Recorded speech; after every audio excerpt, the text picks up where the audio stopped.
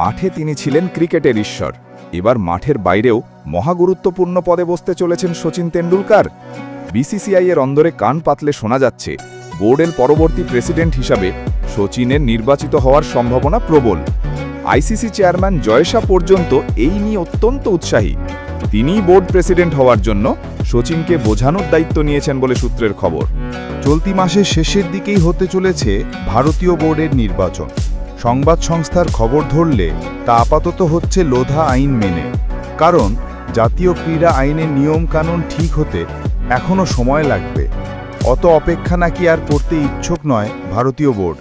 যেহেতু রজার বিনির বয়স ৭০ বছর পেরিয়ে গিয়েছে, তাই লোধা আইনে তার পক্ষে আর প্রেসিডেন্ট হওয়া সম্ভব নয়।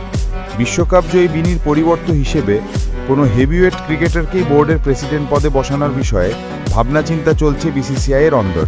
বিনির আগে বোর্ড প্রেসিডেন্ট ছিলেন সৌরভ গঙ্গোপাধ্যায়, যিনি দেশের সর্বকালের অন্যতম সেরা অধিনায়ক হিসেবে পরিচিত।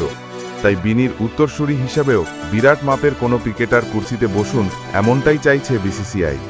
তখনই চর্চায় উঠে আসে স্বয়ং ক্রিকেটার ঈশ্বরের নাম। সূত্রের খবর, আইসিসি চেয়ারম্যান জয় শাহ নিজেই বহুদিন ধরে এই বিষয়টি নিয়ে উদ্যোগী হয়েছেন।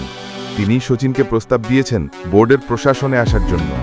মাসখানেক আগে অ্যান্ডারসন তেন্ডুলকার ট্রফি চলাকালীন লর্ডস টেস্টে এই নিয়ে শচীনের সঙ্গে শাহার আলোচনাও হয়েছে বলে শোনা যাচ্ছে।